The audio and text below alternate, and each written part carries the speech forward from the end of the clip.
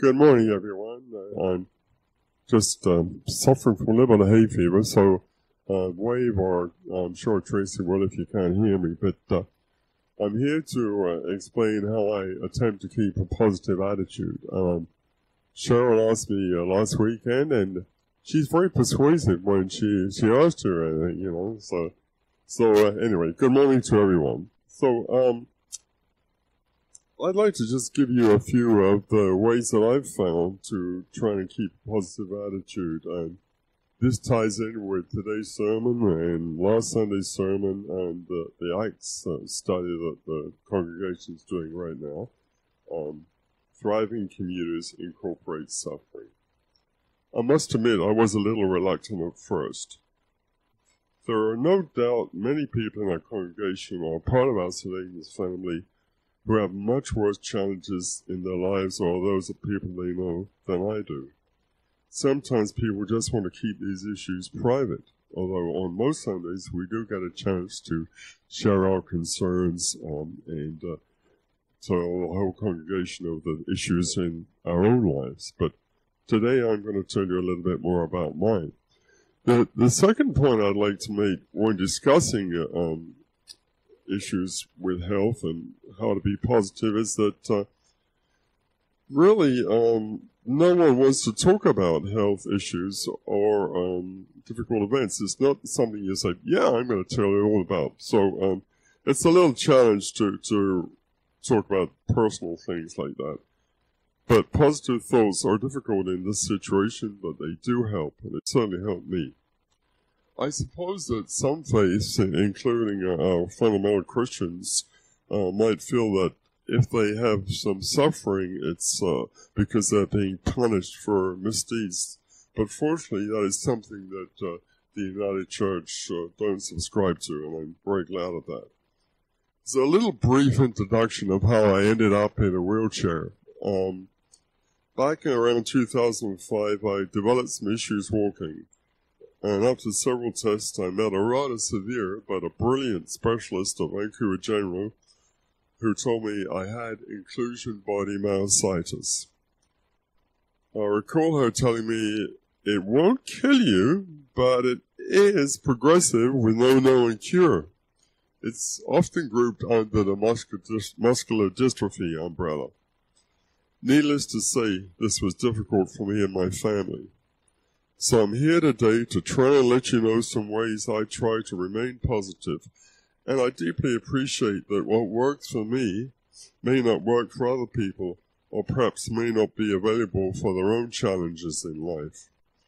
One of the biggest things that is for me is to be able to have support from people close to me. And I've been blessed to have a most supportive wife, Shirley, and our family. I much appreciate the help I receive on a day-to-day basis, and I realize that my challenges also have a significant effect on others close to me. At St. Aidan's, I've received many positive benefits since we moved here back in 2005, and not only the spiritual aspect, but the wonderful friendships that Shirley and I have made. It certainly enriched my life and Shirley's, and that's a great thing when you're trying to remain positive. I recall many years ago it was fashionable to use the words, I'm talking like many 20 plus years ago, perhaps when you were shopping and you went through the checkout or you heard someone on the phone, that the terms, have a nice day, or how are you doing? Maybe some of you remember that one. It used to really tick me off.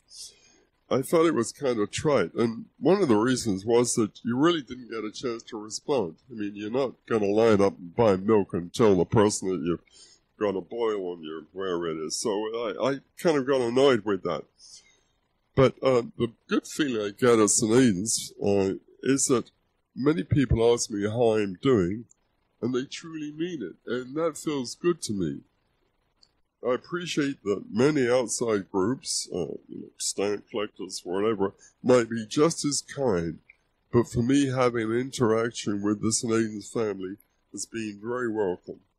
Just communing with people is good, and I believe that St. Aidan's folks are stars in this regard. We really are a caring community. Prayer and worship help maintain a positive feel for me, and I'm sure many others. Looking at the beauty of nature and realizing the place we are fortunate to live in certainly helps to buoy up one's spirits.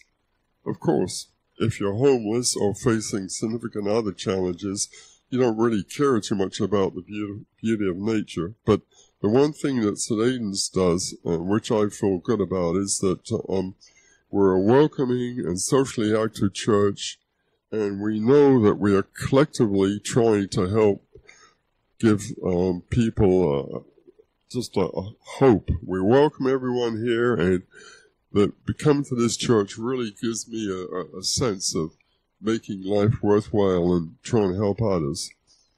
Family and grandchildren, any of those that are grandparents or fortunate enough to be, will probably chuckle, especially when they heard the kids this morning. We get quite a few visits, which we're very blessed. And we have 8 grandchildren, and fortunately they don't always come at once. And I find that the little ones just accept Papa. They just accept that I move slowly.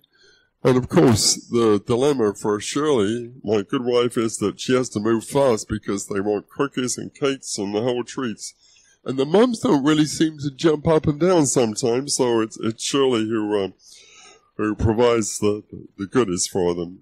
And just watching the children and young people at St. Aidan's is very uplifting.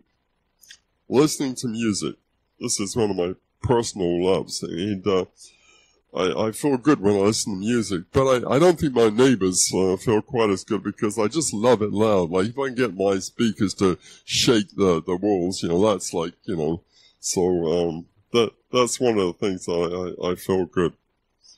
Humor is always helpful for me.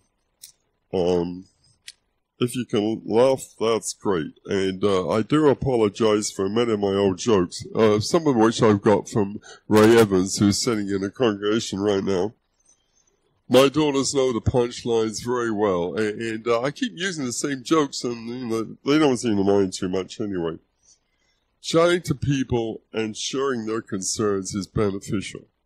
I'm sure most of you do that, especially in the church environment, and I just love the chance to chat and hear what other people are doing. Embrace technology where you can. This has helped me stay positive. Sure, it doesn't mean you have to go and spend a lot of money on the latest iPhone, but I encourage people to use Facebook and YouTube.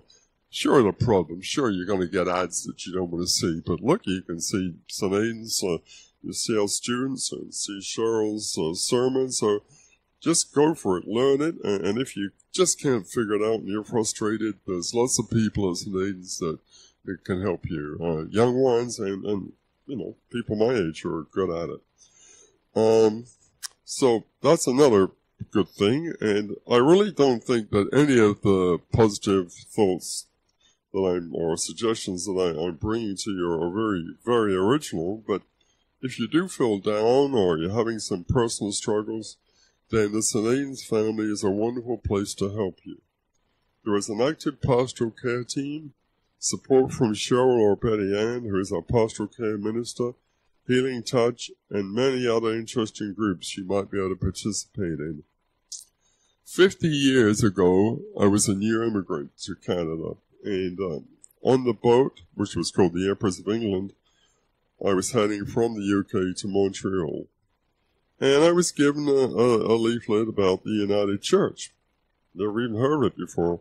Didn't do my pre-immigration survey. So some years later, after I met Shirley and was pleased to know that she also was involved with the United Church, I joined the church. And I truly feel blessed that I've had the opportunity to be part of this welcoming Christian church ever since. Truly a positive experience for me, and I hope it's one for you too.